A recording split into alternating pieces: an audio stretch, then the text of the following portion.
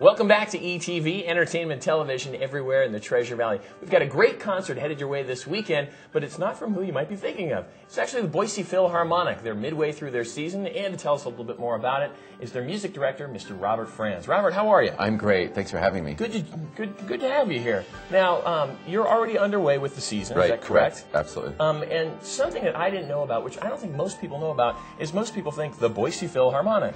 You only perform in Boise. That's not right. Exactly. We perform throughout the Treasure Valley. In fact, we do 8 full concerts a year, and we do each of them on Saturday nights here in Boise. But before we do that, every Friday night, we do them either at NNU in Nampa, or we do them in Jewett Auditorium at the College of Idaho in Caldwell. So we move throughout the Treasure Valley every time we perform.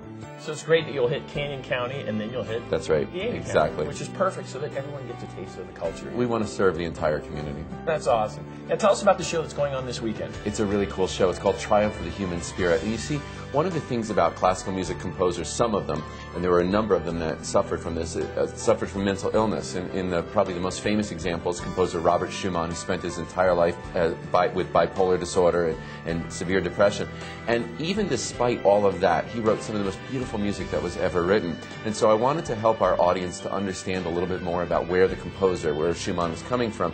So we're teaming up with NAMI, the National Alliance of Mental Illness, to explore this idea of bipolar disorder and how it affected the composer. And the folks at NAMI are bringing in a specialist, Peter Ashendon, who's going to talk to the audience just a little bit about bipolar disorder, and then we're going to perform the pieces by this composer. That's great. So it'll give a nice background and really show an appreciation for the disorder. And you know, it's amazing. You listen to a piece of music and you think, oh, this is really beautiful, these beautiful melodies. But then when you sort of get behind it and sort of explore what's going on with the composer, all of a sudden you're like, wow, I can't believe someone who was in mental institutions his entire life, tried to commit suicide a number of times, could turn around and then write this incredible music. But you know what's really even more important is that today in the Treasure Valley, there are literally thousands of people suffering from mental illness, and many of them in silence and in quiet. So what we wanted to do was also to shine a light on what's going on in the mental illness community here in our own home. That's great.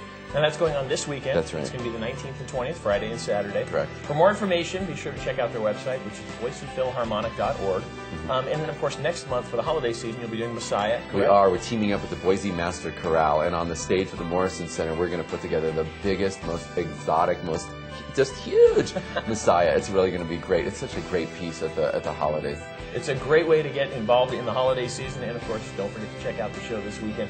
Phone number available for them to get tickets? That's right. It's 344-7849, and we'll be happy to help you. Or if you don't want to talk to a real person, you can also just go online at boisephilharmonic.org and do it electronically. Check out the season, check out the tickets. Absolutely. Robert, thank you so much. Thanks we wish for you all having the me. best.